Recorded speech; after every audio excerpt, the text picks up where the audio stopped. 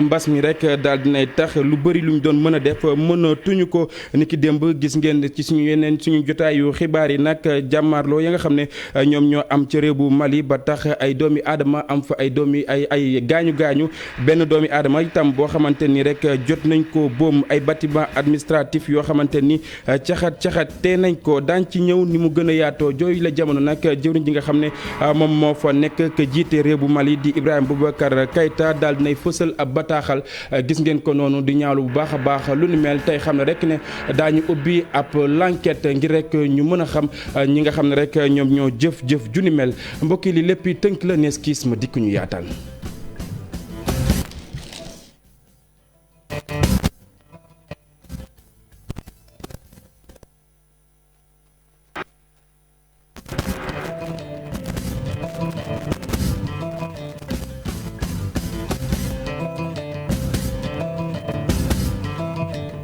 jërë ngeen jëf mbokk yi ñu nuyuwaat leen ci gën gi nuyu xibaar yi dañ koy door ak tiis wi nga xam ne moom moo dal suñu kaw ni ki démb ba tey nag di kookee ngeen di gis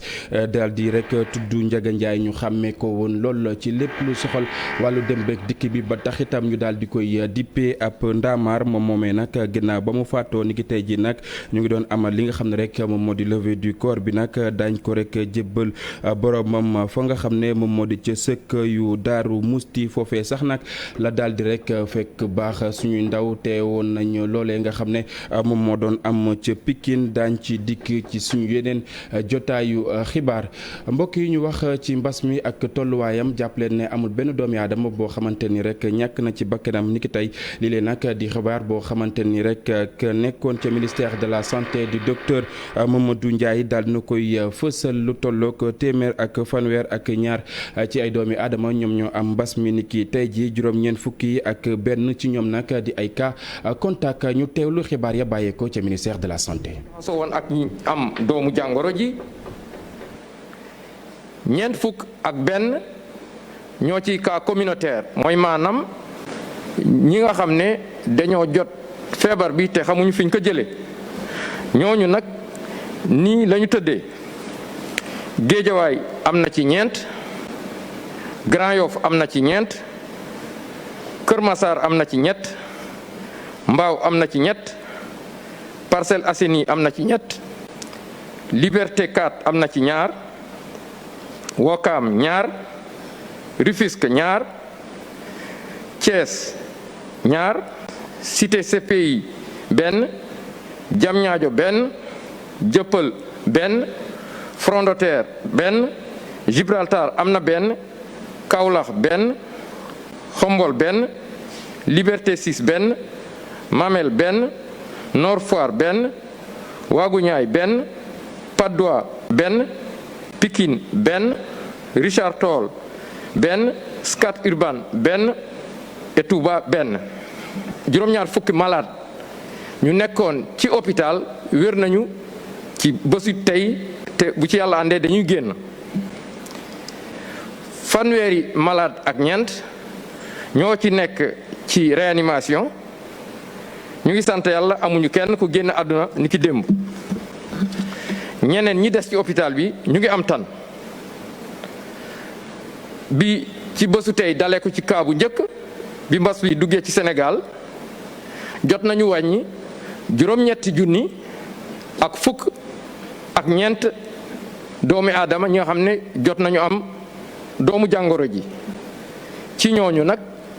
juróomi junni ak ñett téeméer ak juróom fukk ak benn wér nañ téeméer ak ñeent fukk ak juróom ñoo génn àdduna mu des ñaari junni ak ñeent téeméer ak juróom-ñett fukk ak juróom-ñaar. yoo xam ngeen ne bi ñu tawat bi ganesee njiitum réew bu Sénégal bokkoon na ci dogal yoo xamante ni rek jëloon na ko fii ci mim réew bokkoon na ci état d'urgence bi ak itam couvre-feu bi nag foofee nga xam ne moom moo di ca Kaolack way takk der ya fa nekk bés bu yàlla sàkk ñu ko doon def ab opération la ñu rek nangu ci xayma ci ay koppar daal dinay toll ci juróom-ñaari millions ay ndaamaar ak itam ay moto yoo xamante ni rek jot nañ caa teg loxo ñu teelu tënk li nga xam ne Ibrahima Diamé ak Fally Gueye def nañu ko. yi nga xam ne nag takk der yi muy waa service régional de sécurité publique bu Kaolack def nañ ko ci biir mbas mi jëmale ko ci état d'urgence beeg couvre-feu bi jur na lu bëree bëri ci wàllu bilan jëm ci wàllu koppar am na juróom-ñaari millions yu nga xamante ni encaissé nañ ko jëm ci wàllu amende lu mot 2 junni ak lu teg ci wàllu pièce yu nga xamante ni itam daal dinañ koy saisir lu jëm ci wàllu arrestation yi lu mot 1 ak 2 téeméer ak fukk ak juróom-ñeenti doomu aadama daal dinañ leen teg loxo ndax ñi yoruñu woon masque ñenn ñi respecté wuñu waxtu yi ñu waroon tëj marché yi ñeneen yi def ay yëfu caay-caay ñi ñu arrêté leen ndax dañ doon organiser ay manifestation yoo xamante ni amuñu ci benn autorisation respecté wuñu couvre-feu bi lu mot sax fukk ak ñetti doomu aadama daal dinañ leen tëj kaso lu mot téeméer ak ñeent fukk ak juróom-ñaari oto yu nga xamante ni yóbbu nañ leen fourrière ndax transport bu jaaru yoon ñeneen yi respecté wuñu interdiction bi waa ministère de l'intérieur digle lu mot juróom-ñaari téeméeri moto jakarta daal dinañ leen immobiliser ñeenti salle de jeu ak ñetti salle de sport tamit tëj nañ leen ndax ñoom itam respecté wuñu li kilifa yi doon tere. ginnaaw Kaolack ca Kaffrine nag kër docteur ba fa nag xam ngeen ne at bu yàlla sàkk day rek soxla li nga xam ne moom moo di ay rek poche de sang mu mel ni am li nga xam ne moom moo di Covid 19 daal nay tax doomi aadama yi nga xam ne ñoom ñooy rek may deret seen ak lim tax na ko néew lool conseil yu ndaw ya nga xam ne ñoom ñoo fa nekk nag jamono yi ñu ngay def kéem kattan ngir lu ni mel doon loo xamante ne rek dana bari ca la nga xam ne rek moom moo di wowle diwaan ñu teelu reportage bu Omar Ndiaye ak Boubacar Fall bopp. naam askan wi rawatina ndaw yi nekk ci diwaanu Kaffrine ñu ngi wéy di maye deret waaye ba léegi de taxul ñu jege njombaxtal ga. bu ñu xoolee daaw on était à plus de 2400 donc ren suñu projection c'était à 2700 et quelques donc mais 2700 kooku projection la rek mais xam nañ ne li ñu soxla réellement ci poche ci structure hospitalière bu mel ni structure régionale day ëpp sax 3000 poches. prévoiroon nañ 9 sorties ci période bi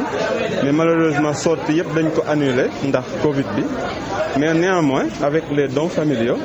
xaw nañu mën a jongler un peu mais néanmoins on n'a pas pu quand même gérer am li ñu soxla woon réellement. loolu moo waral ndaw yi nekk ci conseil communal de la jeunesse ak yokk COSER ya jot a dajale la lu tolloog ci 2 téeméeri mbuusu deret. mais bu ñu ko joxee ba pare c'est parce que ñoom moom lañ mën a garder mais duñu arrêter dinañ jéem a xool naka la ñuy def pour di organiser des dons de sang périodiques ci di ko xool waxtu bu ne ñu xool benn koñ wala ñu xool benn commune dans le département de Kaffrine et pourquoi pas dans la région parce que ça concerne affaire bi jeunesse bi yëpp la soxal ñu jéem a xool naka la ñuy def pour que ñi nga xamante ne suñu ay parents lañ. 2 junniy mbuus deret la hôpital bu Kaffrine soxla waaye mbas mi bëri lool lu mu ci gàllankoor atum ren ji moo tax nag waa kër docteur di sàkku ci askanu Kaffrine ñu wéy di maye deret ngir wàllu ay bakkan. mbokk yi sànq maa ngi leen ko doon wax ci rek tiis wi nga xam ne dal na suñu kaw démb ak léegi nga xam ne moom moo di Ndiaga Ndiaye daal di dëddu àdduna ki leen nag ñu xamoon ko lool ci lépp lu soxal wàllu dem ak dikk boo leen xoolee kaar Ndiaga Ndiaye yi nga xam ne moom ngeen di gis ci xàll wi moom sax nag la ñu ko dippee moom moomee nag daañ ko rek jébbal boroomam ca sëkk yu Daaru Musti ni ki tey doon nañ amal li nga xam ne rek moom moo di levée du corps bi suñu ndaw Habib Faye ak Modou Diop ñoo nga fa woon. nakaru xool gane leen ñoom ñi nga xamante ne nii ay njabootu Ndiaga Ndiaye lañ Ndiaga Ndiaye mi tax ñu tuddee oto yi Ndiaga Ndiaye dëddu na moteuru transport en commun daanu na Ndiaga Ndiaye doon koo xamante ne ñëpp ràññee nañ ko ci secteur routier bi bàyyi na ci ginnaawam ay xol yu fees dell. ñàkk nañ ku mag muy Alaaji Ndiaga Ndiaye doon kilifa gu mag ci réew mi waaw ñëpp xam ko kaaru Ndiaga Ndiaye yi ñu tudd donc moom la mu ci pilier bu mag a mag a mag a mag waaw xam naa ni donc patronat transport syndicat yi transporteurs yi ñëpp a ngi ci naqar gu rëy rëy rëy. bu Djibril Ndiaye vraiment je ne peux pas parler parce que c'est l'émotion. fi mu jógee ba fi mu yegg ku liggéey ku jub rek yaa ko mën a def trajectoire bu mel noonu. routier bi nga xam ne tey kenn dootul mën a génne turu Ndiaga Ndiaye ci transport en commun parce que liggéeyam moo ko may ak dignitéem ak courage am. nakar googee bëri woon na trop ba tax na ku ci nekk mënatul woon téye boppam.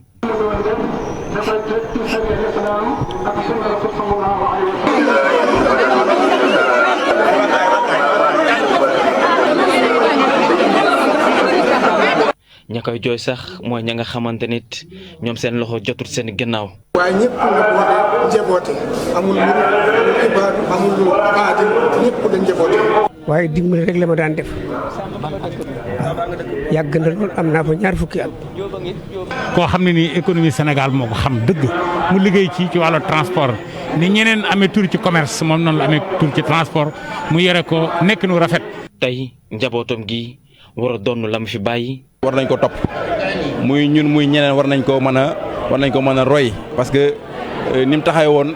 yaakaar naa ne am na solo. nag doom yi nga xam ne tamit ñoom la leen moom la ko yàlla dénk ñu ci bari ñu ngi yëngatu ci transport parce que ci loolu la leen tàggat mu nekkoon nitu fulla nitu jom ci sa bopp loo xamante ne tey di nga mën a jege kii Ndiaga Ndiaye doon tey te jëlewu ko leneen di dul ci liggéey kon. ci juróom-ñett fukki at ak juróom-ñeent moom emblème bu transport en commun bi génn na àdduna dellu fa nga xamante ne fa la bawoo mu ca Daaru Musti fa nga xam ne fa la tëdd jamono ji. Abi Faye ñu ñaan rek suñu borom yàlla na ko àtte ci yërmandeem mbokk yi ñu wëyal xibaar yi jëwriñ ji nga xam ne moom la ñu dénk wàllu koom fii ci réew bu Sénégal amaloon ab doxu nemmeeku ci gox ya nga xam ne ñoom ñoo féetee ca dex ga moom nag li mu xamle moom moo di dina jàppale bu baax a baax ñu yëngu ci wàllu mbay mi ndax ku nekk xam na ne li nga xam ne moom moo di Covid 19 mbas mi am na ay njeexital yoo xamante ni def na ko ci woowule wàllu ñu teelu jëwriñ ji.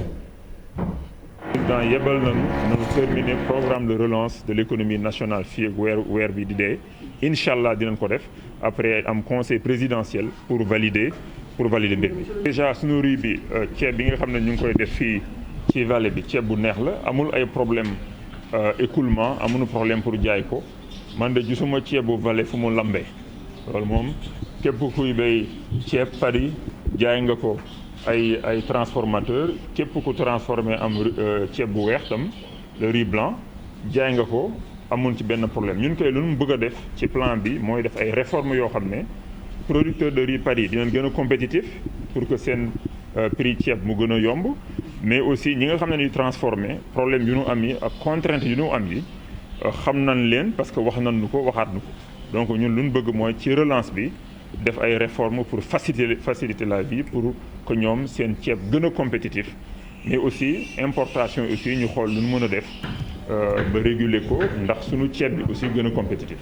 beneen doxu nemmeeku boo xamante ni nag ñu ngi koy def bi la yoon di bureau bu mise à niveau nag ginnaaw mbas mi daal di dal ci kaw yenn ci ay entreprise nag ak askan wu Sénégal ñoom nag ñu amal ab doxu nemmeeku ngir xool nag entreprise yooyee nag ana naan rek la ñu taxawee étape bu njëkk ba ñu ngi ko defee ca diwaan bu Sikicoor ñoom nag li ñu xamle moom moo di naam entreprise yooyee nag ñu ngay woy di taxaw waaye tam soxla nañ bu baax a baax li nga xam ne moom moo di as ndimbal dañuy teewlu ko nga xam ne moom moo ko jiite woon boobule doxu nemmeeku Boubacar Diassi ak Lamine Mandian ñoo taataan ay kàddoom. xam ngeen ne bu mbas mi amee léegi pratiquement génnuñu Dakar te tey jaadu woon na tey suñu génn bu njëkk ñu jagleel ko région bu mel ni Casamance bu nga xamee ni si développement moom dafa soxal njiitu réew mi soxal kilifa réew mi. fu nekk gis nañ fa daal ay entreprises yoo xamee ne si taxaw nañ di liggéey malgré dégg nga maam mbas mu nga xamee ne si mu ngi ci réew mi ci loolu ñuy fàttali ne Casamance fi lañ njëkk a tàmbali programme bu ñuy wooyee mise à niveau spécifique fi lañ ko tàmbalee en 2015 muy soog a law ci yeneen régions yi kon boog laaj na tey ci ñuy nemmeeku wala à 6 mois de la fin de ce programme ñu dellusiwaat fii xayma lu ñu fi def xool lu fi dox xool lu fi sooxe gis nañ ne chef d'entreprise yi mbas mi yàqulu leen yëngatu bu ñoo yëngatu ah te ñu ci bëri garder nañ seen ay emploi ñu ci bëri donte liggéey bi wàññeeku na mais ñu ngi ci góorgóorlu ba tey di investir loolu aussi dal na xel moo tax daal yaakaar nañ ne ñi chef d'entreprise yi ci région bi ku leen jàppale ku leen pousse ñu dem ba nga xamee ni si daal région bi dina nekk région boo xam ne si koom bu muy indi ci koomu Sénégal dina am solo trop. ginnaaw Sikicoor ca diwaan bu Foundiougne foofee nag askan wa nga xam ne ñoom ñoo fa yeewoo nag jamono yi nag daañu mën a jëfandikoo ndox mu neex ndax la nga xam ne moom la ñu fa taxawal loo xamante ni rek dina segg la nga xam ne rek moom moo di xorom sax loolee nag di ab projet boo xamante ni rek koppare ñu fi ci ngir daal di amal lu ni mel boo xoolee ëpp na $1 milliard ci suñu ay koppar ñi def lu ni mel nag di waa SONES ñoom nag daal di taxawu ñi nga xam ne rek ñoom ñoo yeewoo ca wowli diwaan ñu seetaan reportage bi nga xam ne Aminata Goudiaby def na ko. mën nañu wax ne njàqare waa Foundiougne gi nga xam ne ñi ngi ci boobaak léegi def ñetti at nag la ñu bëgg a dindi SONES nag ñoom ñoo fa tabax ab usine boo xam ni day traité ndox mi génne ci xorom si ba mu set wecc fi mu ne nag ñu ni bu yàggul dara ñoom ñi mën nañoo naan ndox moo xam ne du weex te du naqari. parce que xam nga ne Foundiougne dafa amoon problème ndox forage bi amoon fi bi daan alimenté Foundiougne dafa amoon problème qualité ndox la amoon léegi ba SONES tàmbale woon di defaat beneen forage ay 2017 2018 forage boobu tamit am problème salinité SONES si la décidé ci impulsion état di réaliser station bi ngeen gis bi nekk fii suñu ginnaaw station boobu dina may Foundiougne tey ay 1400 jusqu'à 1600 mètres cubes ci ndox par jour alors que Foundiougne avant balaa problème boobu amoon Foundiougne alimentation mu ngi tourner autour de 700 mètres cubes donc ce qui fait que aujourd'hui ak station bi mën nañoo wax ne problème Foundiougne réglé na dina ko weesu sax mais mën na dem ba 2035 ci station bi te Foundiougne di am problème ndox. liggéeyu station boobu nag ñu ni sax daanaka pare na ay responsable SONES ak itam ay autorités yu nekkee ci Foundiougne visité nañu chantier bi ñu ne itam station bi dina tax ba ñàkkum ndox gi nga xam ne moom lañ doon faral di nemmeeku ci commune bu Foundiougne jeex fi tàkk. at yi ñu génn Foundiougne doon na laaj ndox mu neex ba nga xamante ni ndox mi neexul mi nga xam ni am na xorom bu ëpp bi nga xam ne ñi nga xam ne ñoo yor wér-gu-yaram ci àdduna bi muy OMS weesu nañ ko ñu ne jaaduwul ñu arrêté ko boo ko arrêté nag nit ñi nañ laaj ndox askan bi soxla nañ loo xamante ni dina joxe ndox mu doy mu sell mën a dalal xel yi ci benn diir bu gudd loolu pour nga am ko da ngay tabax usine boo xam ne muy xëcc ndox mi segg ko ba nga xam ne dinañ ko mën a jëfandikoo nu mucc ayib du ñu am benn gàllankoor. liggéeyu station bu ni mel nag nee ñu SONES def na ci 1 milliard 300 millions de francs CFA buñ sukkandikoo nag ci Habib Demba Fall mu ni ab solution boo xam ne day yàgg moom la SONES bëgg a indi ci jafe-jafe ñàkkum ndox ak itam ndox mu naqare mi nga xam ne moom lañ doon nemmeeku ci commune bu Foundiougne. Aminata Goudiaby cant ak ngërëm ñenn la bu ñu jógee fii ci réew bu Sénégal ñu dëkkmal fa nga xam ne moom moo di ca Mali xam ngeen ne ni ki démb askan wi itam wàccaatoon nañ ca mbedd ya bokk na ci li ñuy ñaawlu ki nga xam ne rek moo leen jiite di Ibrahima Boubacar Keïta mu daal di rek tekki ay ndombal tànkam ba ci sax gouvernement ba nga xam ne rek daal dina koy taxawal foofee nag ay doomi aadama yu bëri nag daal dinañ ci rek am ay gaañu loolee nag bu ñu ko xayma naam ëpp na li nga xam ne rek moom moo di ñaar fukki nit kenn koo xamante ni jot nañ ko fa boom ba mu rek daal di ñàkk bakkanam bokk na ci ay bâtiment administratif yoo xamante ni rek daal nañ koy caxatee bokk na ci rek siège bu télévision nationale ORTM ak itam assemblée nationale ba nga xam ne rek moom moo fa nekk ka nga xam ne nag moom moo jiite Mali di Ibrahima Boubacar Keïta moom moomee nag daal dinay fësal ab bataaxal gis ngeen ko noonu bokk na ci li muy ñaawlu moom moo di askan wa rek la ñu def ca la nga xam ne moom moo di mbedd yu Mali naka noonu itam muy xam rek ne daana rek ubbi ab enquête ngir rek ñu xam ana ñan ñoo jëf juni mel ñu daal di leen di teg loxo. mbokk yi ñu ñëw ci leneen loo xamante ni wàllu tàggat yaram lay wax mu mel ni nag Sénégal Entertainment Group nag bëgg na taxawal ab combat boo xamante ni Reug-Reug ak ku njort ne ki nga xam ne moom moo di guy gi ñoom ñoo ci rek daal di sëgg lu ni mel nag ñu fas yéene ko naal nag ki nga xam ne moom moo di Mawo Cissé moom moo teewaloon Sénégal Entertainment Group nag ci jotaay bi nga xam ne ñu ngi ko doon yëkkati ñu teewlu ay kaddu Mawo Cissé ak itam Reug-Reug. ñaari pàcc yëpp ku ci nekk dafa bëggoon rek lépp lu ñuy wax ku ci nekk respecté ko ci sa côté moo tax côté Reug-Reug comme côté Sénégal Entertainment Group moo taxoon ñu ne nañu toog ñu waxtaan lépp li nga xam ne yaakaar nañ ne war nañ ko mën a def fii ak combat bi ñu waxtaanee ko ba jubóo ci si kàddu loolu rek la woon donc ñoom tamit ñu nekk ñu neex a waxtaanal. xam nga tey boo ne signé nga ak Reug-Reug parce que Reug-Reug du bëreeg boppam. donc il faut que mu am adversaire yàlla dogal na nag mbër bu naqaree utal adversaire la wax naa ko mais contacté na ay mbër yu bëri yoo xam ne peut-être nanguñ bëri ak Reug-Reug et que tamit ñoom am nañ ci droit mais am naa accord principe guy gi te waxtaan nañ daanaka li des ñu tënk bëriwul. combat bi ñun taxaw na si ñun loolu laay wax ndax signé nañu ak Mawo Cissé xam nga lu ma lay expliqué. maa ngi xaar adversaire nee na d' accord naa guy gi 90% d' accord nañ kon mën nañoo am ñaaw ñooti ne guy gi nañuy bëreel. waaw man li ma siy wax rek bëriwul sàcc boo xam ne du réer. jarul yàq say nelaw. loo bëgg wax foofu. waaw yàgg jarul yàq say nelaw ndax da nga koy jàpp ñi nga xam ne nag ñoom ñooy dawal li nga xam ne moom moo di fas yi ci rawante yi nag li ñu bëgg moom moo di rek ñu daal di dooraat woowule activité ngir rek ñu mën a am loo xamante ni daañ ko def seen ak gafaga ndax njort nañ ne wow yooyu lee activité képp dong la ñu am te xam nga ne li nga xam ne moom moo di mbas mi daal dina leen tënk ñu teewlu ka nga xam ne moom moo leen jiite ci micro ki nga xam ne moom moo di suñu ndaw la nga xam ne moom moo fa teewoon. daa am loo xam ne moom lañ bëggoon présenté mooy li nga xamante ne moom mooy course épique ñun yaakaaruñu dara lu dul fas te fi mu toll nii ñu ngi doon programme di dundee yaakaar ba ñu jox ñu datu le 12 na ñun si lañ war a démarrer suñu ouverture ñuy préparer fas yi boobu ba léegi ñu ñëw ba dernier moment ñu xamal ñu ni course mënul ibbi le 12 te loolu nag ñu def ñu problème parce que depuis 4 mois ñu ngi toog di liggéey booy xool année bi depuis daaw ba ren 6 jours lañ liggéey 6 jours imagine leen loolu xoolal lu métti loolu ku yor njaboot yor jabar yor doom mënoo fexe ba am loo yóbbu sa kër ñaari atu yàlla nga liggéey ci 6 jours yoo xamante ni mënoo am sax yow loo xamante ni da nga ko mën a yóbbu sa kër am na ñoo xam ne ba léegi ni dawaluñu seen i ay fas lan moo ko waral ndaxte pandémie bi ñëw na ci réew mi ñun ñëpp ñu toog di xaar dundee yaakaar te ñun am nañ matuwaay boo xamante ne nii 8 kilos bu ñu wax ni war nañ ko mën a daw war nañ ko mën a dawale comme ñu ko yeneen réew yëpp di dawalee parce que loolu lii day wane ne ñun amuñu compétence boobu te su mënul woon nekk duñ ko proposé parce que mun na nekk comme ni ko yeneen réew yëpp di defee 8 kilos lu mën a nekk la parce que président dafa génn nañ jël mesure barrières yi pour mën a dund pour mën a am lu ñu yóbbu suñu ay kër wax na ko ñëpp dégg ko kon ku mënul appliquer loolu ça veut dire que yow yaa bëggul nit ñi dool wala yaa bëgg a toroxal doomu aadama yi te ñun yaakaar ñu lu dul fas indi wuñu benn ndimbal bu wane ni ñoom tey par exemple ñun suñu xel dina dal bañ toog loolu ñuy wax ñun ñu mën ko dégg parce que nit ki bu la naan toogal day fekk mu am loo xamante ni mën na la koo dimbalee ma jóg peex moom moo taataan yooyu lay kaddu yu mbokk yi foofee la ñuy jaar daal di buur yi la jotaayu xibaar dig daje bi daan ñoo ñëwaat fii teewaat fii ngir rek daal di leen ni ficcil xibaar yi ci kàllaamay Kocc 20h itam daa ngeen ko am ci kàllaamay tubaab lu mooy loolee ñu bàyyi leen ngeen wéy ak suñu ay programme fii ci télévision Futurs Médias kenn dal ak jàmm